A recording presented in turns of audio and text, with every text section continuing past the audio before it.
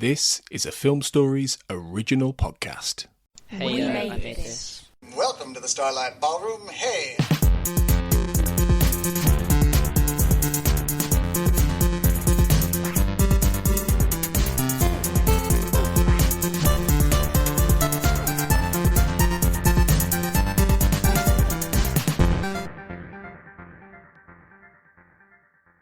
Hello and welcome to Shipwrecked and Comatose, the podcast about Red Dwarf, right here on the We Made This podcast network.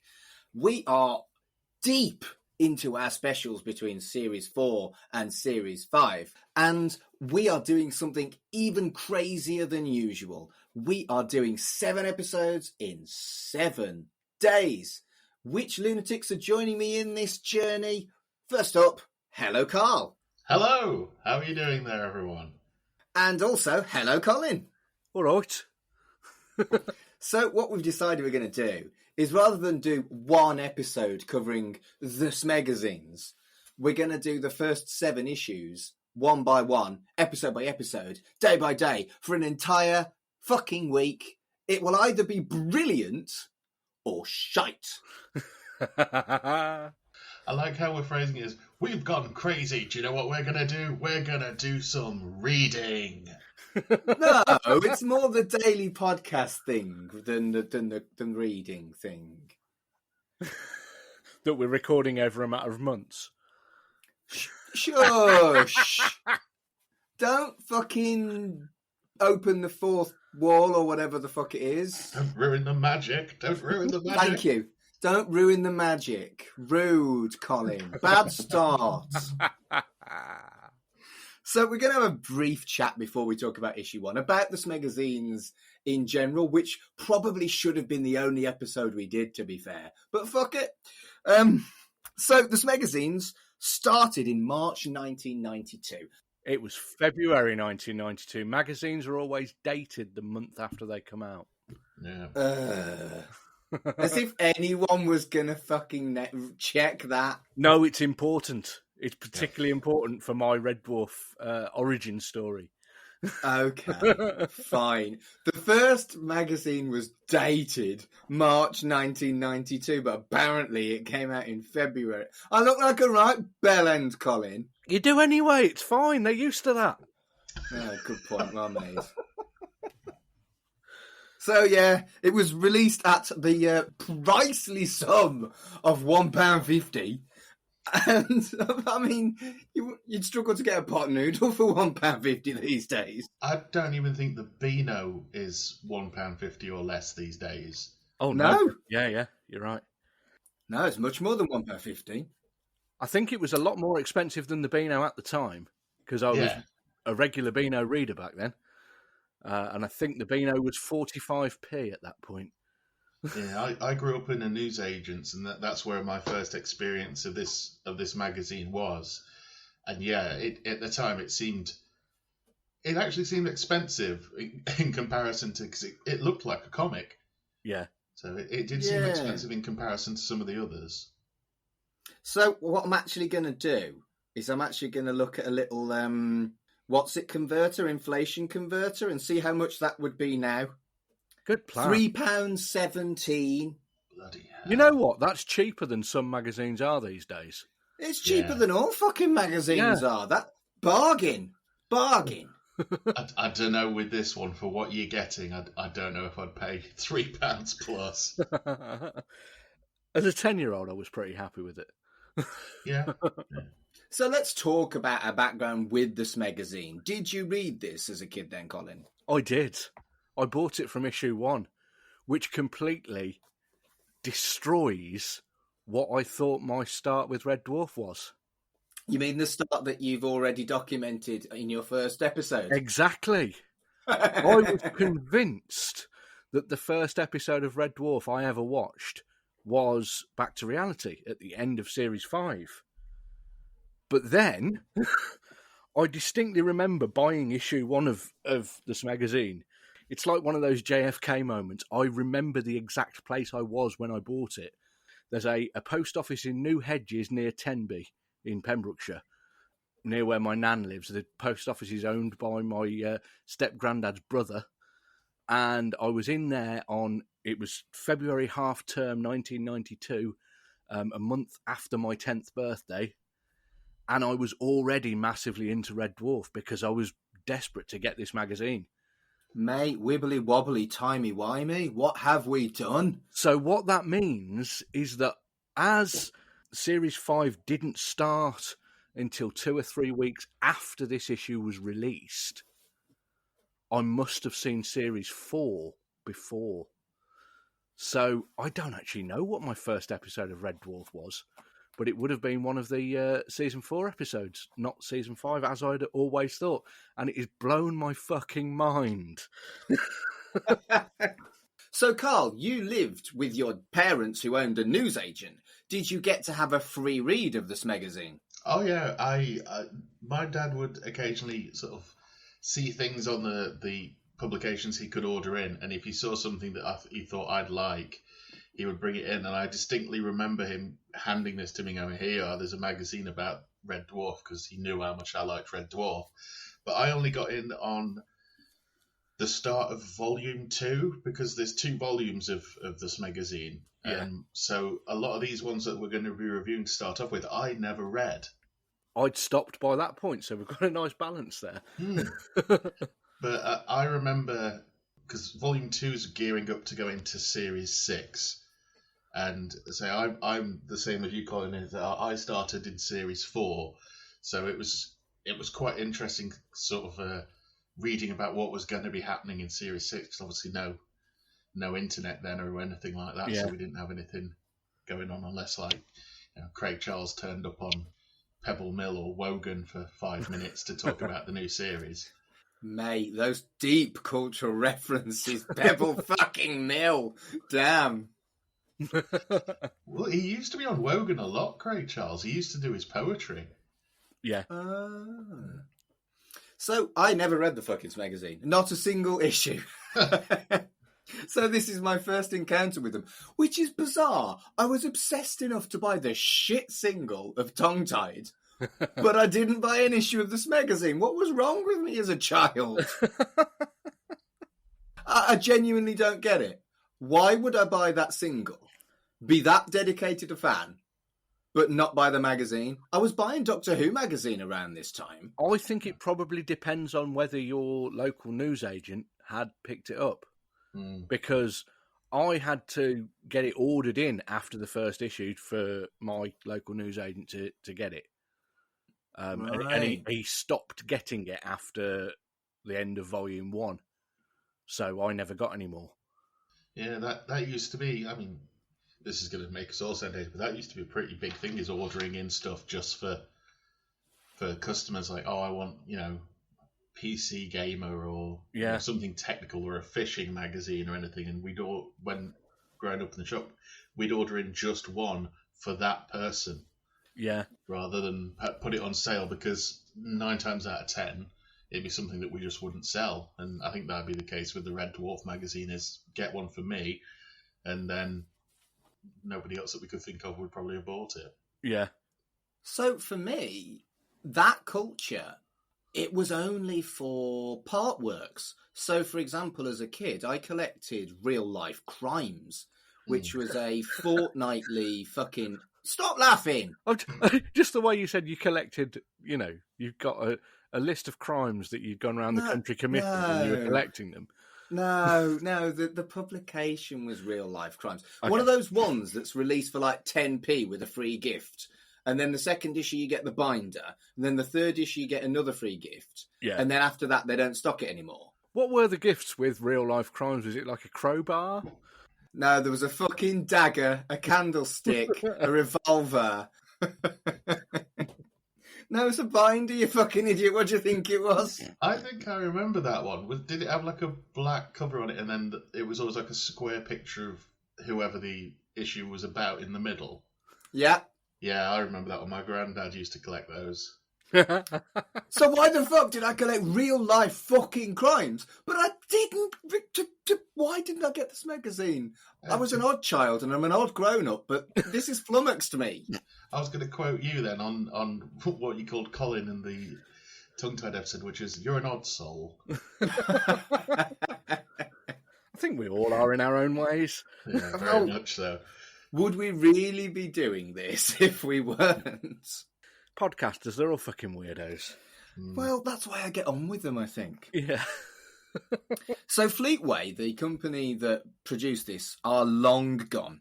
And I think they're owned by Rebellion, or they were sucked in by Rebellion, who owned 2000 AD. But we'll talk about that a little bit later, because there's loads of 2000 AD in this as well. Yes. Yeah, it made me wonder while I was reading, it's like, are they owned by 2000 AD? And the artwork for the cartoon, I thought, was very 2000 and AD-y as well. Well, before we talk about the magazine that we're looking at today, issue 1, is there anything else that either of you wanted to talk about in general before we get into the dive into issue 1? I remember some of the free gifts you used to get with this magazine. I know that at one point you did get a little model of Starbug, I think. Oh, fuck. Cool. That was after I'd stopped. I'd have loved that. And there was a keyring which I had for donkey's years afterwards, because I used to collect keyrings as a kid, and it was just one of those little plastic keyrings, and in it said "My other spaceship's the Red Dwarf." Nice. And there was I think it was issue 3. It may have been. There was a Smeghead badge. Might have been issue 2 actually. But these are the kind of tat that you got on the front cover of kids' magazines at the time. Yeah. Surely the Red Dwarf Smegazine wasn't really aimed at kids?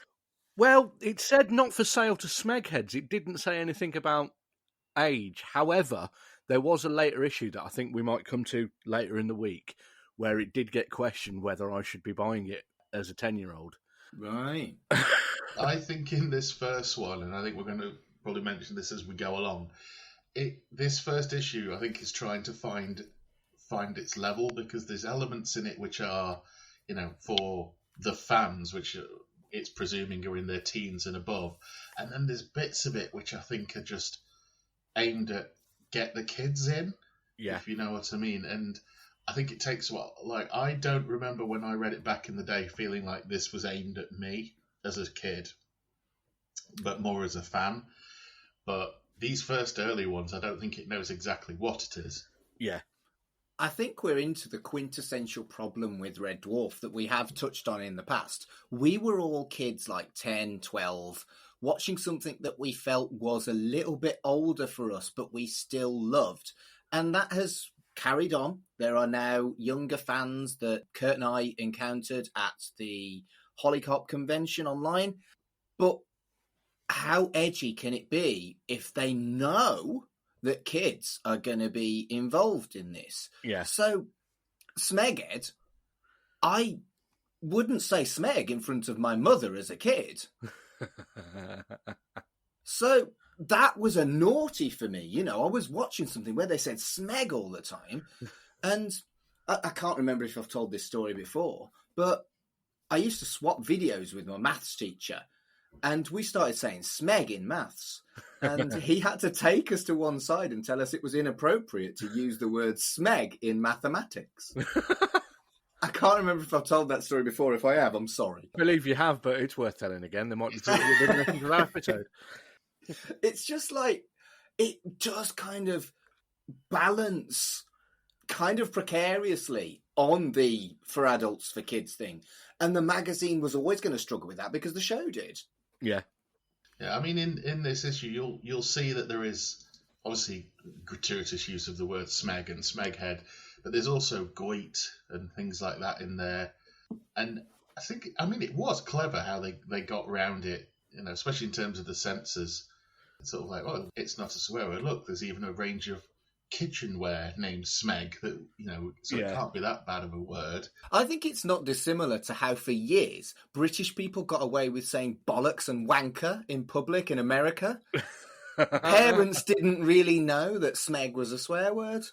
Is it a swear word? No, it's a medical term.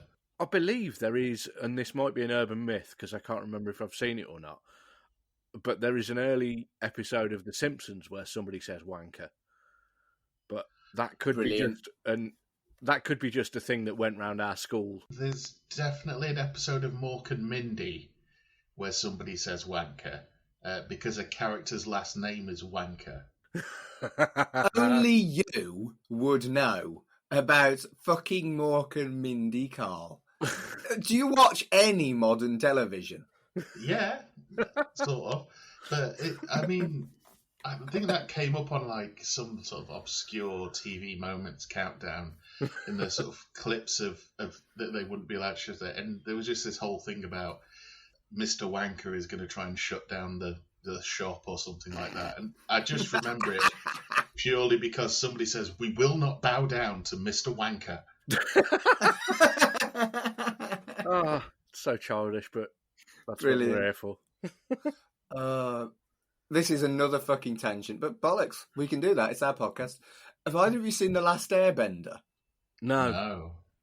This is a film where surely they must have had someone who was British or knew a British person or had a British partner or anything that was involved with this film. Isn't Dev Patel in it? But he's British.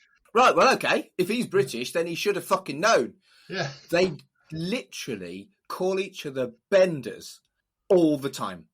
It's like, he's the best bender. He's the king of the airbenders. Look at this amazing bender. But didn't Wimpy used to have, like, wasn't there sausage called the Big Bender? Yes, it was.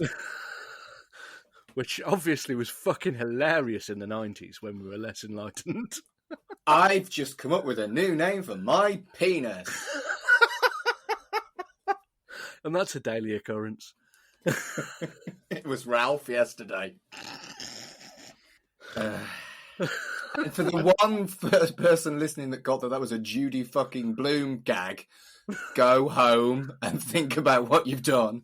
I just like to think there's a whiteboard in your house somewhere that says Monday, Ralph. Tuesday, the Big Bender.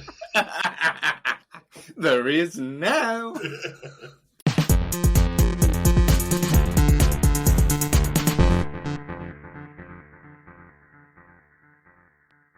So, shall we talk about issue 1 of the Red Dwarf Smegazine? Although it was actually called the Red Dwarf Magazine for, I think it was 2 issues. Yes. The front cover is very cool. There is some very nice artwork by John Rushby, and it does indeed say, not for sale to Smegheads. It's got the boys in Starbug, with a very sad Crichton driving. Lister has a lager, Cat's in his classic white tiger jacket, and Rimmer is looking a bit vacant. Cat doesn't look very happy either, does he? No. But I still think it's ace, this artwork. Yeah, I think from the source that we've got it from, I don't know if you've had this, but on mine there seemed to be a bit of a weird effect on all of the artwork, like a paint effect. I don't know if you two had that as well. Probably. It's the same version, I think. Yeah. It's poor it's not as good a quality as we'd have liked. And yeah. I'm sure that some people listening will have the actual physical paper copies. But for those of you that don't, if you look in our show notes, you will be able to find a link to the issue that we are looking at. And we'll be doing that for all the issues that we do. Yeah, they're all up on archive.org, so semi-legally public domain type stuff. So what you actually mean is no one fucking cares. It's still illegal. Fleetway aren't going to go after you, are they? They don't exist anymore. Good point, well made. If you probably went to 2000 AD and said, this is online, they'll go, we did put that out, didn't we? But the thing that I noticed was that there's literally nothing advertising what's inside the issue. It's just got the title and it's got some artwork. Normally, a magazine will say, interview with Bob, article on this, and things like that. But there's none of that on the first issue. There isn't, no. I think the novelty of it coming out, I think they may have thought is enough for people to pick it up. Yeah. You know, if I saw this, I'd think it was a comic all the way through. Yeah. Yeah, it does perhaps give that impression, yeah. It reminds me a little bit of, there was a one-off comic relief comic that came out the year before, which I had, and it was a similar kind of thing. Definitely way too rude in parts for at that point, 9-year-old to be reading. Although it did have, as well as Lenny Henry, and Judge Dredd, it had Batman and the Teenage Mutant Ninja Turtles on the front. So bloody hell, that's yeah. impressive licensing. It was published by Fleetway, so they may have got the slight bit more licensing power. Still, that's pretty impressive. Yeah. Yeah, I mean, looking at because I've got it up in front of me as we're talking here. When we get into it, the team's only 6 people.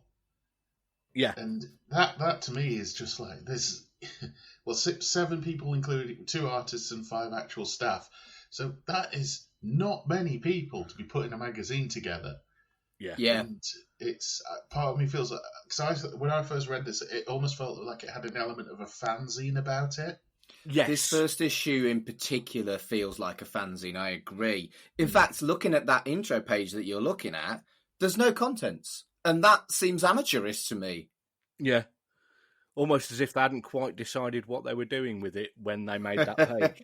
I mean, I remember that photo really well because there was like a companion book released for Red Dwarf a long time. I say it was like one of the A4 sort of hardback plasticky sort of like coffee table books, and that was the front cover. So I remember that really, really well. Carl, was that the Red Dwarf program guide? Yes, I think that'll be what it was. Yeah, That was written by Steve Lyons and Chris Howarth, who wrote the Red Dwarf Smegazine. Same authors. Nice. Huh. I smell another special. Although it may be really scarce. We struggled to find a copy of the RPG. Really struggled. Yeah. And I think you'd be paying quite a lot if you wanted paper copies of this magazine as well. Yeah, I think they're about 10-15 quid each, which is distinctly more than I usually have to spend on old copies of Kerrang for free with this month's issue and stuff like that. Yeah. I mean, it got to the point. I think I shared it with you gents that there was somebody on Reddit who was making their own prints of it because they didn't want to pay all that much more. They probably had these files that we're looking at now, and they made their own. I think they were like half-sized prints of it, and I was like, that's pretty cool. That they weren't selling them; it was just for their own personal collection. Yeah, that's cool though. So the first thing that we see is the comic strip, which is 15 pages, making it over a third of the entire magazine. Yep. And it quite lazily just retells the end, and it actually uses the script. It's near enough word for word, isn't it? There are a few differences in... They've taken a bit of liberty with the artwork to do things that they wouldn't have been able to do in the budget for the sets and things like that. Yes, which I liked. Yeah. So they've been able to, visually make it a little bit more imaginative than the BBC would have allowed them to do particularly in the first series. Red Dwarf has botanical gardens. Yes.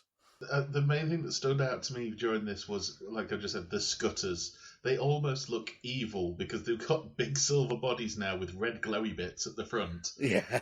Rather than the vac formed green and blue plastic that we are used to. But I agree that when I first opened this, because I'd read volume 2 first, which has original stories in it. Yeah. And which don't take up the whole of... I think the volume 2, the actual magazine's thicker in volume, so it's a fairly lengthy story, but it doesn't take up like a third of the book. Yeah. But when I saw that this was the end, I was almost a bit like, oh, right. Because anybody who's into Red Dwarf would already know what the end is. No, because at the point that this was released, it wasn't out on video yet. That's a good thing. That does make a difference, Colin. Well thought. Yeah, good point. Because in one of the issues, I think it's in the next issue or issue 3, they're talking about Series 2 or Series 3 being released on video. And Series 1 was about 6 months to a year after that, I think. Oh, another thing I noticed in this is something now that you wouldn't get these days, or probably even a couple of years after this, is it shows the list of smoking. A lot, yes. Yeah, it does. But I think that's similarly reflected in the show as well, that they will have had to have stopped Lister smoking as the series went along. Yeah. Also, you've got the plot point of, is that a cigarette you're smoking, Lister? No, it's a chicken. I think you pronounced chicken wrong. Yeah, all right. Check in. That's cultural appropriation, though. Is it? I'm not from Liverpool, so I can't do that. I live in Manchester. I'm near enough to Liverpool. But one thing I did do is a line that I will have watched 100 times on the show and never thought about it. Rimmer calls Todd Hunter a lig, L-I-G. And I'd never clocked it on the show until this point, but I actually looked up what it means because I didn't know. And it means a sponger or a freeloader. Tends to be related to people who are into music, fashion, and media. Yeah, a lig is somebody that's like going, trying to blag their way backstage and hang out with the bands and stuff like that. I've heard people called you're ligging and that kind of thing. You see, I hadn't heard that. Yeah, I remember in the 90s that I think it was the drummer from Dodgy used to get this big reputation of he would turn up at anywhere as long as he could get in. Yeah, for Matt free. Priest. Yeah.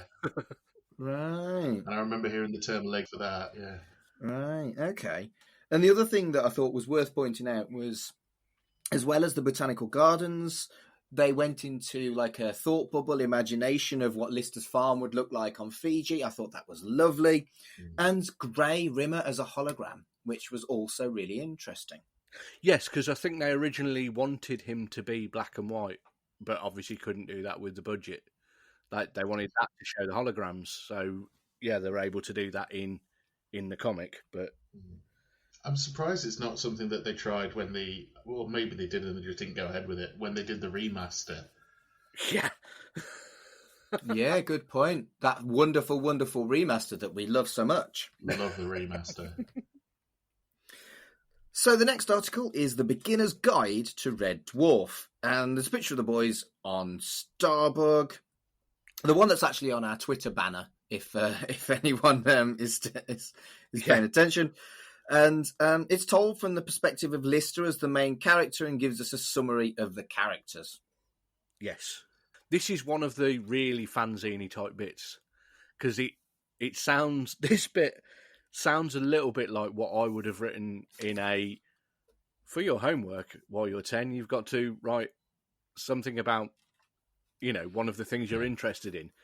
It's a bit like that, writing who all the characters are and, rehashing various bits of Alone in a Godless Universe and Out of Shake and Vac and various other quotes from the series. But like we said, it's the first issue. They hadn't worked out where they were going with it. And I suppose for some people, I can't imagine there'd be many people that had never watched the show that bought the magazine, but you may have got somebody that just saw it on a magazine rack and thought, oh, that looks like science fiction, I'll buy that. It does seem redundant, I agree. Yeah. Yeah, it kind of makes me think that initially they may have wanted it to just be a comic. Yeah. Or something like that. And this is just because this and what's coming next, which is the Red Dwarf interview. I remember when I first got to college, we had to make a magazine article as one of our projects, and mine looked better than what this does. and that was in 1998. So it's interesting that it's filler. Or, I mean, it is what it says it is. It's a beginner's guide, but would there be that many beginners picking it up? Yeah, I don't think so. And the next article is a Chris Barry interview, which, is a big deal for the first issue. I think that's worth noting, that, they've got arguably the main character, the actor, for quite an in-depth interview.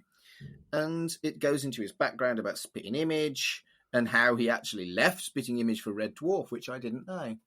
Yeah, it's also one of the things I quite liked about that interview, looking back on it, is there's one of the questions that, this was in 1992 when it had been going for 5 years, where it says, did you have any idea when you started that Red Dwarf would run for this long? And nearly 30 years later, he's still doing it. So that's nice. Yeah. I do enjoy we've got hindsight on this element of reading something as old as a magazine from 1992. It is really enjoyable doing that. It shows that it's nice and official. They've got the backing of everybody involved with the fact that they've got Chris Barry being interviewed, and then in later issues, they've got other members of the cast and crew being interviewed in them, and that's good. That gave it that puts it a level above a fanzine. Yes, true. Yeah, the bit that I think is a bit telling is when they ask him, does it concern you at all that you seem to be getting all these unlikable characters? But he's talking about Britus as well. Yes. Like, oh, I don't mind. Maybe, we'll see how it goes. And then he ends up leaving because he essentially has what gets referred to as git overload. The other thing I liked in this article is that some witty fucker has shouted at him in the street, "Where's your H?" Which,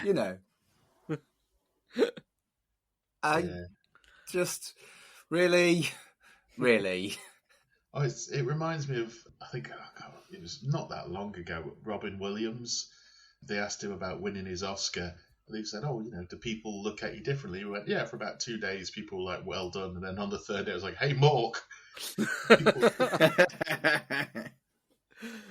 Second mention in as many minutes, nearly. Oh, yes. Yeah. Are you going to be starting your Mork and Mindy podcast soon, Carl? I'm trying to sneak it in, yeah. Good. Stealth pilot. The Nanu cast. Oh, stop it. Next up is Holly's Amazing Facts, which I actually really liked. It was like you were having a conversation with Holly, and she talks about computers, solar systems, astronauts, black holes, and Kevin Keegan. And again, Kevin Keegan gag, love it. I was thinking about this, how at the time, this is all just part of the world building for me. I didn't really think about who wrote things when I was 10. And the fact that all these bits are written by Steve Lyons and Chris Howarth and not written by Rob Grant and Doug Naylor, yet it's still part of the character just as much for me, because they're writing in the style that Rob Grant and Doug Naylor were writing in so well that it's seamless. I think as a kid, I'd have probably assumed it was Hattie Hayridge writing it. Yeah. Yeah. Or it was just Holly. But I'd looked into a bit of what Steve Lyons and Chris Howarth had done, and other than writing the various different... They wrote the Red Dwarf program guide that we mentioned earlier, but Steve Lyons has done a lot of the Big Finish stuff for Doctor Who and stuff like that. I actually knew that because I've listened to quite a lot of Steve Lyons stuff. In fact, his Colin Baker stuff is sublime. Yeah, so I think he's really talented in writing in the style of another writer and adding to that world. I've probably met him and not realised, because where I work, it's like we have the Big Finish Day, the convention. And we have that one over there. We normally, the way that we get told is like, you'll normally get a doctor. So we'll someone will, like Sylvester McCoy has just rocked up a couple of times and we didn't know he was coming. I bet I've met Steve, and there's normally booksellers who sell, what's the best way of putting it, non-canon books, almost like fan books but published. And there's loads of stuff going on and everything like that. And we do Hooverville, which is like a big European Doctor Who convention as well. So I've probably run into Steve Lyons and told him where something was and just didn't know who he is. But this did lead me down a sort of bit of a thought tangent of how there are the Smegazines and the various other books all added to it for me. So I wanted to look into who wrote some of the other things. So Paul Alexander wrote the Space Corps Survival Manual and the log from 1996, which are all in a really similar way. He actually later on, from Series 7 onwards, started co-writing some of the episodes. So he sort of got promoted to the books when Rob Grant and Doug Naylor split up. And other than that, he's most well known for writing S Club Seeing Double. I was waiting for you to say that. Yeah, I remember looking him up to see what he'd written, and that came up. Yeah, Nice. Good. But he didn't write any of this magazine, so that was a bit of a tangent. As far as I know, that I've got to yet, anyway. Thinking about it, Red Dwarf would be great for Big Finish. It would. I've already said this a lot. Please, Big Finish, I'm sure people from Big Finish are listening to our little podcast. Make fucking Red Dwarf, please. What you need to do next time you have the Big Finish Day convention thingy, Carl, is sort of stand behind important-looking people going, do a Red Dwarf one. Yeah. Do it. Because I did that years ago. We've already mentioned Dodgy earlier. I saw all three of them in the room together when they... in a room, Dodgy. That was one of their songs. I went to see the drummer was in a band called Mass, who were brilliant, and I went to see him at the Jug of Ale in Birmingham, and the other two members of Dodgy had come along to watch, and it was the first time they'd all been in a room together since Dodgy had split up, and I was standing behind them going, reform, and they did. So that's down to me. So now it's your chance to do that, Carl. You need to do that with Big Finish. I mean, it's definitely something, especially seeing as we stand at the moment, things are a bit up in the air as what's going on. Yeah. And we were talking on one of the other episodes how everyone is getting a bit older, but everyone's voice is still the same. Yeah. Mm. Big Finish could be the way forward, definitely. Get it done. Next up is our first ad, which was an advert for the complete Judge Dredd. Other ads in the issue were for Superman and Batman and a Red Dwarf t-shirt mail order. Yeah, £8. Yeah. Does it have the I forgot if it has the famous wait 28 days for delivery.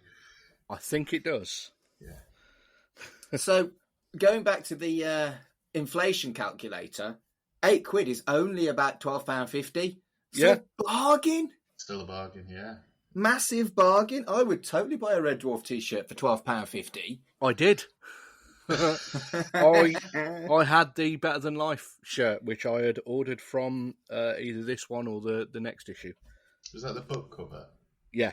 The guy on the feet. Lilo feet first. Yeah. I must admit, when I saw it, I was like, oh, the complete Judge Dredd. I wonder if that's still available. I actually own that. Do you? Yeah. It's. I used to read when I was working in a bar, and I used to do early morning delivery. So I used to be there from 6 a.m. and we were directly opposite a newsagent. So as soon as the newsagent opened on that day, it would be the day that 2000 AD came out. So I'd buy it every week. And I might need to get back into that actually. I've just noticed that on the order form for the t-shirts, they have spelt Crichton wrong. Oh, there's spelling mistakes all the way through this. It's pretty shocking, actually, for proofreading. I don't think their 5 members of staff could stretch to fucking proofreading. I don't care. I loved it at the time. Yeah. No, I don't care. There's one bit, I think it might be in the second issue with Robert Llewellyn, where he gets asked about the fans, and it's written as, the tans are amazing. Yes. Spell check won't pick that up. Next up is a Series 5 preview talking about staff changes. There's some show picks. There's a brief synopsis of the episodes. And there's a guest star rumour that, holy shit, I wish it happened. Bryan fucking Blessed. Yep. Yeah. I've met him. Yeah, I've met him, yeah. Oh, I'm so jealous. It sounds like I've perhaps not told you the story about this. Sci-Fi Weekender in Wales a few years ago, he was doing a question and answer thing on the main stage there. And just before he was on, it was a question and answer with Robert Rankin, the author. And Cool. The PA was quite quiet. And we were sitting sort of next to the walkway, corridory bit that you'd have to walk down to get to the stage. And Bryan Blessed came in and whispered in a Bryan Blessed really fucking loud way, "Bit quiet, isn't it? Fucking won't be in a minute." I love him. So yeah, I've watched Flash Gordon in the same room as him, so that was awesome. It was probably the same sort of tour he was doing with us, because we host Derby Film Festival at my work, and we had Flash Gordon because must have been the anniversary, and we had Mike Hodges there, and he did a Q&A, and then we had Bryan Blessed, and literally the guy who was hosting the Q&A asked him 2 questions, and Yep. Brian Blessed talked for 2 hours, unprompted.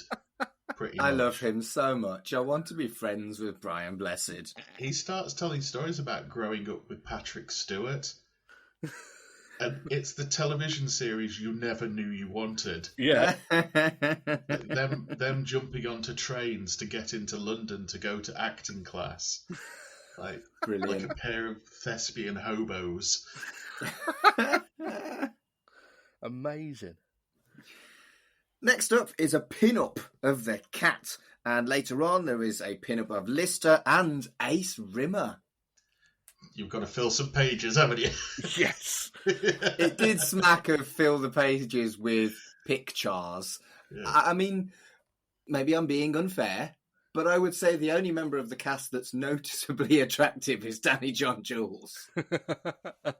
I definitely had a Lister poster on my wall, but not because he was attractive, just because I wanted to be him.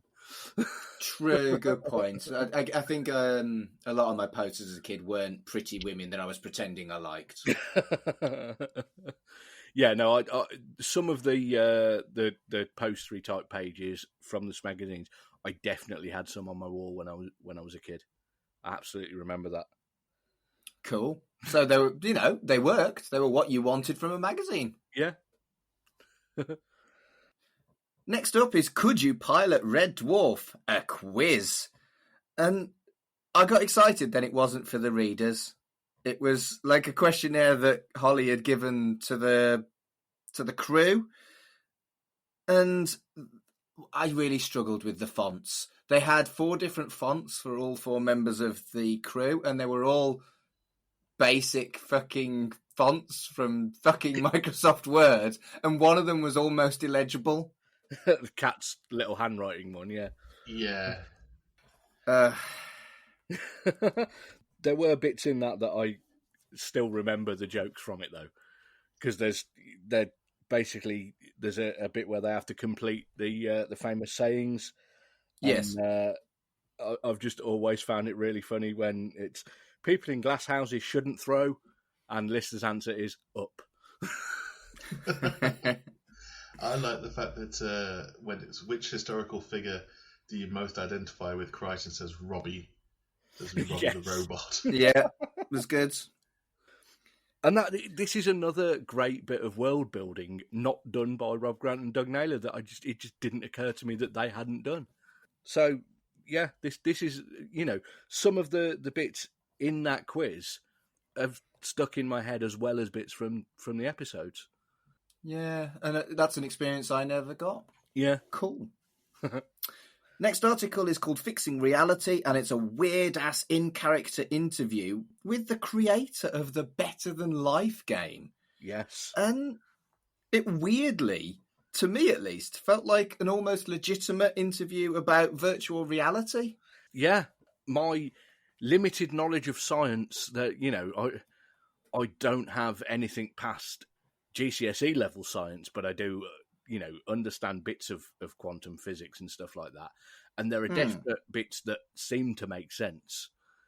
It may be that if you got an actual proper scientist to read it, they would be like, yeah, it's all bollocks.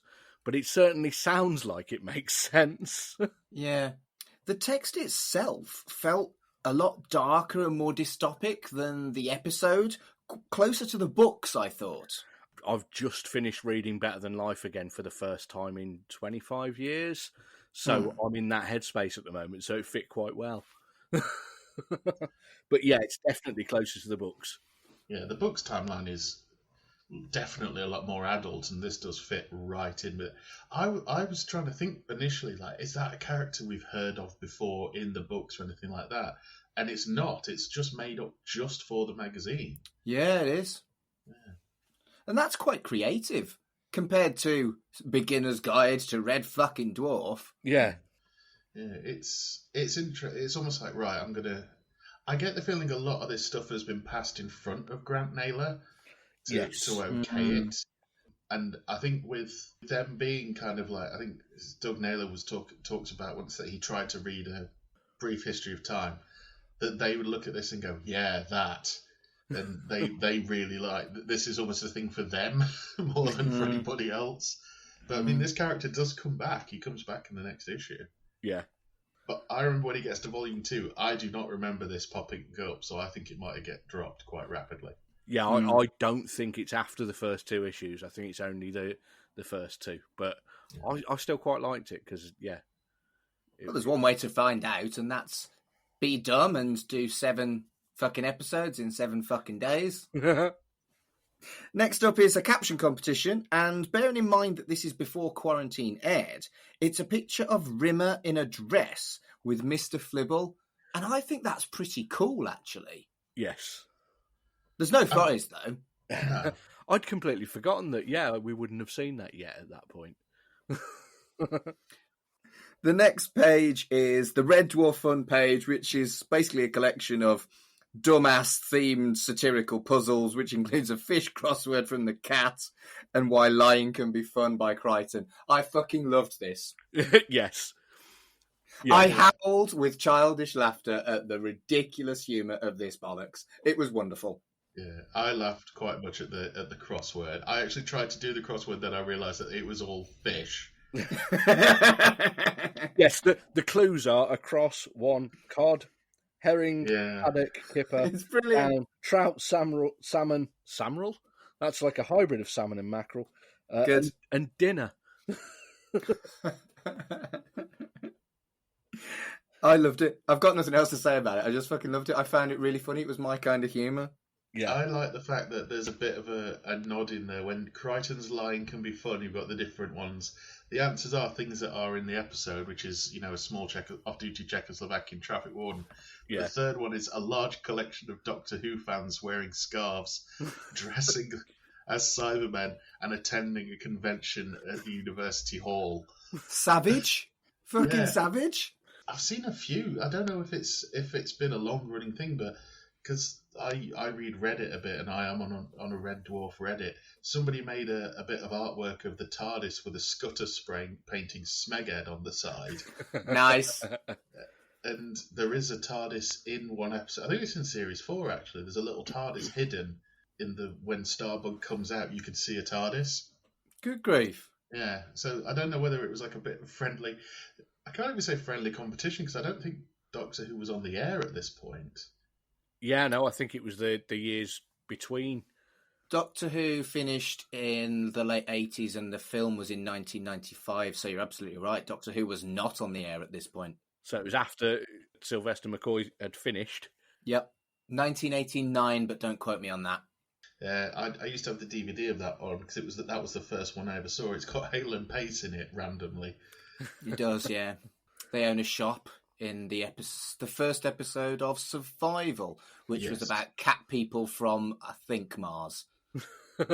Not from the storage decks. It was basically an episode of furries chasing Ace. Fair enough. Moving on. The next article is a studio report, which was quite dry, as it was kind of like newspaper-style columns with no pictures.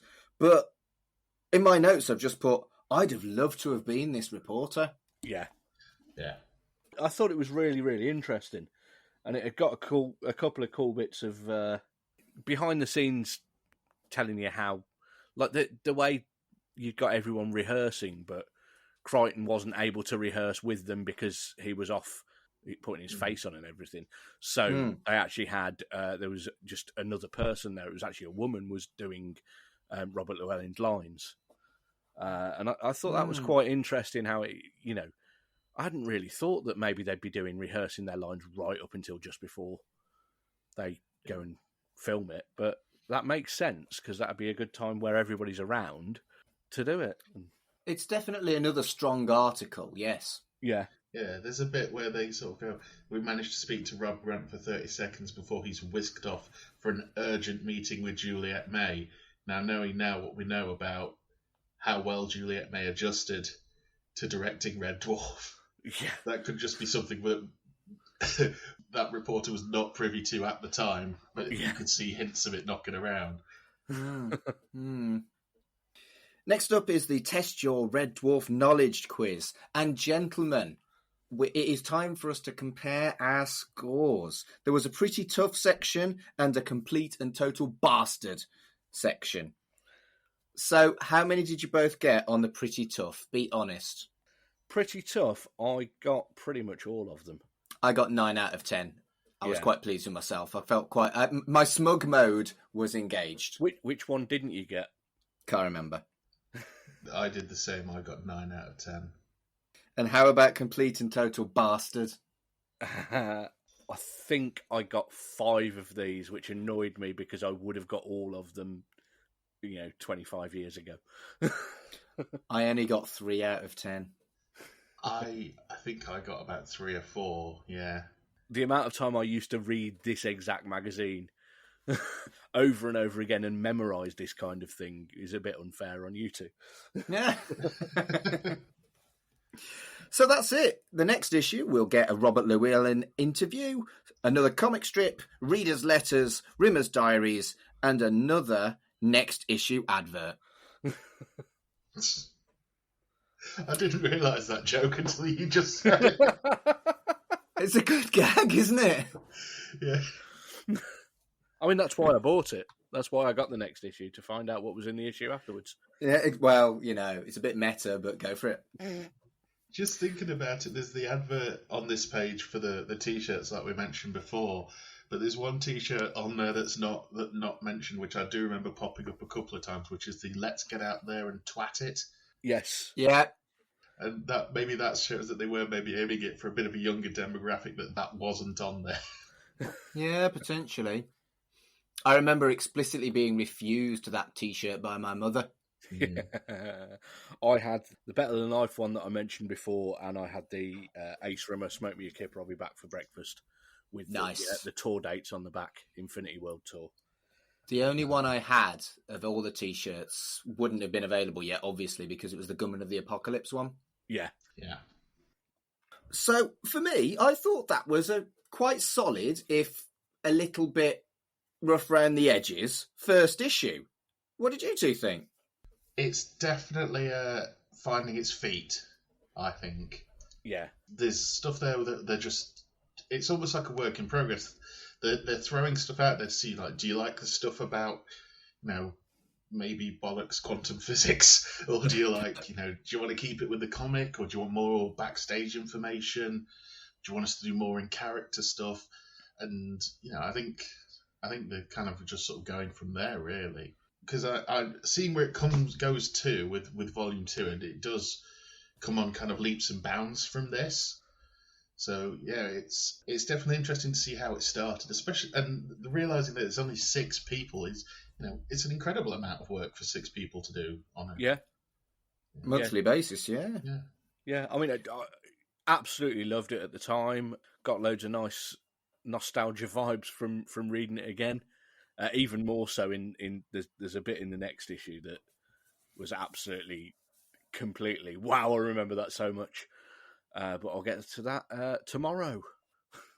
I felt there was a real kind of in-the-moment authenticity that was really like a historical piece. It was a really nice experience to kind of almost be teleported back to being there during the time when Red Dwarf 5 was new. And I really kind of liked that. But I guess I got that perhaps because I didn't read them at the time like you did, Colin. Yeah, but also old magazines I find stick in my head as well as, or even better than books and TV and films and stuff like that. With Free With This Month's Issue, my other podcast, which is all about old magazine CDs, I get old issues of Kerrang and old issues of NME and stuff like that. Reading through those, I'll remember adverts and stuff in them.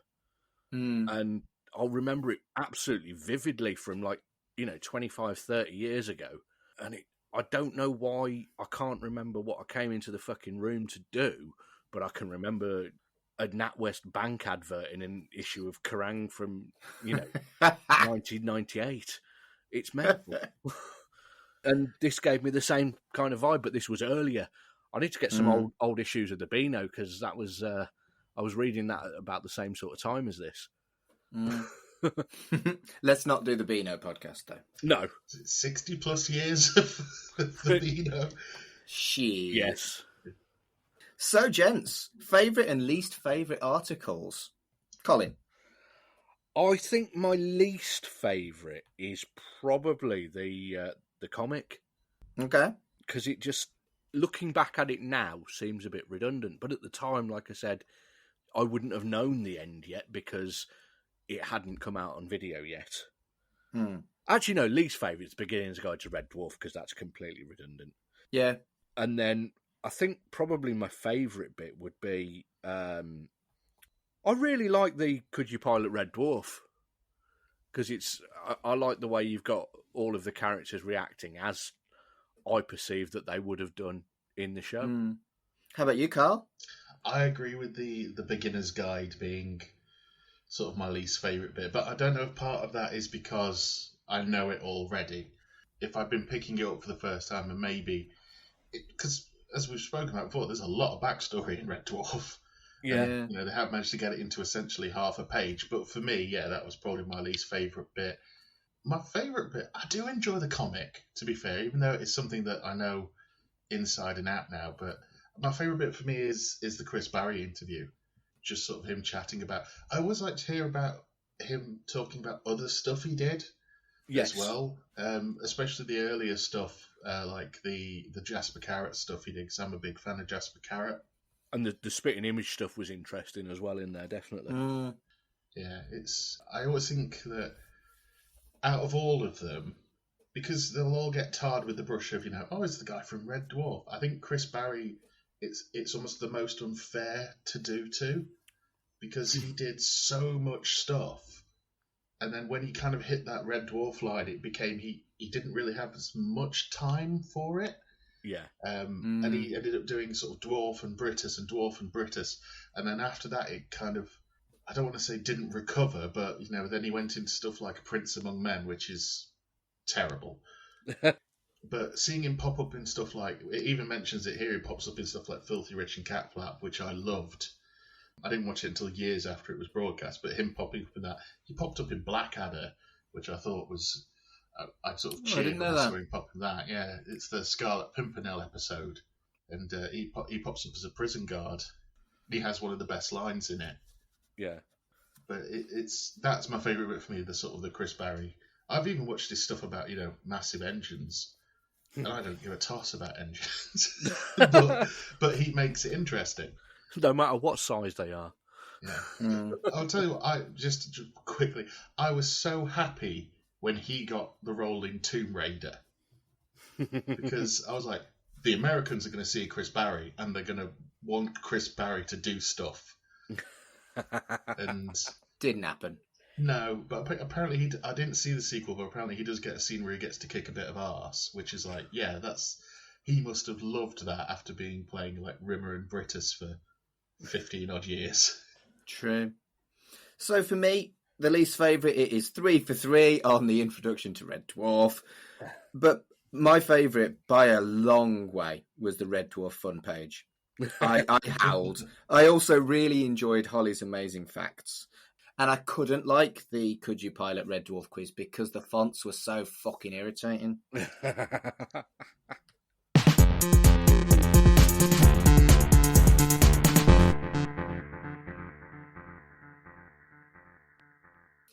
So, before we go, Colin, where can people find you on the internet? You can find me on my other podcast, which is We Dig Music, and free with this month's issue.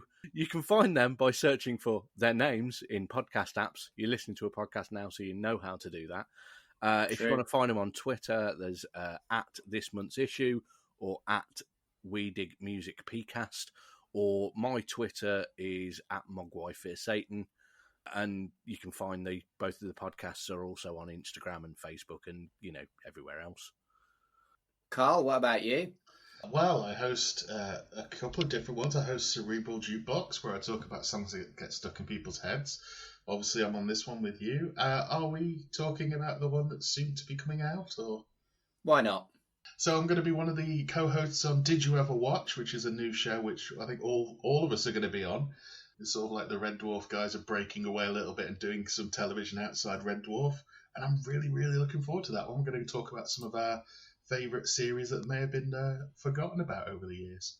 But you can find all my stuff at allmylinks.com/Mr. Carl. So for me, I have quite a lot of podcasts. I'm also going to be doing Did You Ever Watch? But you can also find me on Life's Milestones, which is linked to my job as a humanist celebrant, at Life's Milestones on Twitter.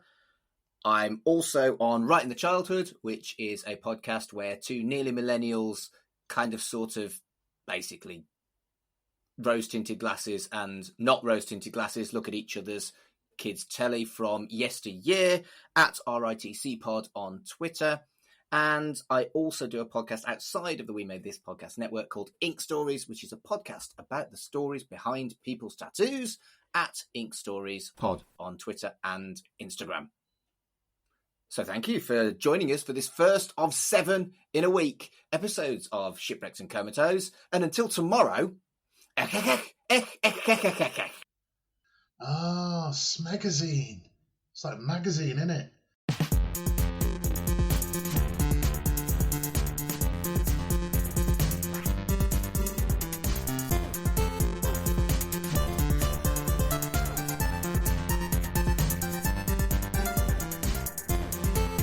Shipwrecked and Comatose, a Red Dwarf podcast, was created and produced by Mark Adams and Kurt North.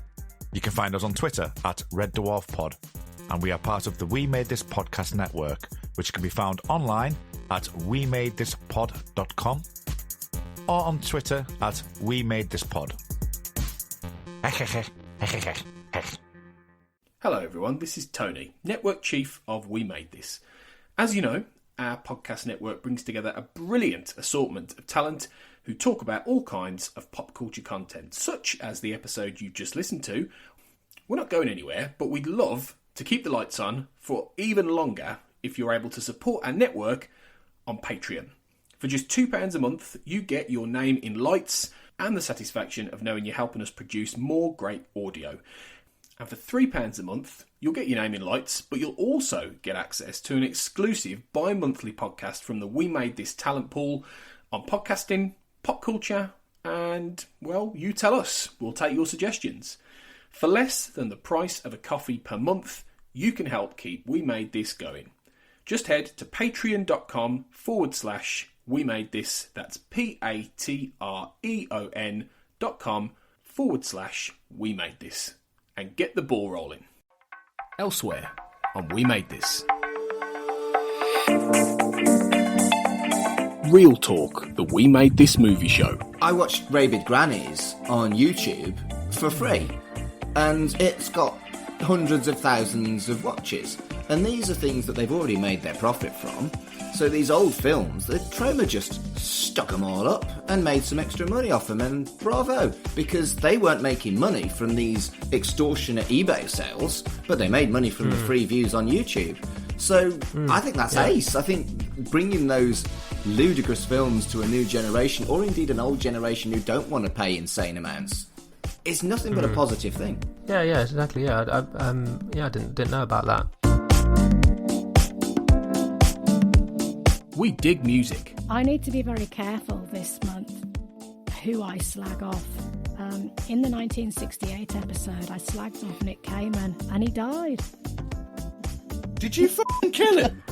Yes, I killed Nick Cayman. Did you kill him with your thirst? Just imagining him in that advert? Your weird, thirsty thoughts just finally did for him. You do realise, Tracy, I've just recorded your confession and I will be sending it to the authorities. Yeah, try not to kill anyone, Tracy. I'll Fuck's try. sake. The time is now. A Millennium podcast. But my whole world fell apart. And all they could do, the whole universe, was to silently move on. A quote from author and poet Khadija Rupa. There's one thing about trauma that's especially cruel. It's not the physical and psychological scars you'll have to carry with you your entire life. And it's not the friendships or relationships that may end because of the emotional ramifications as a result of it. It's that life goes on. Check out all of these shows and more on the We Made This Podcast Network.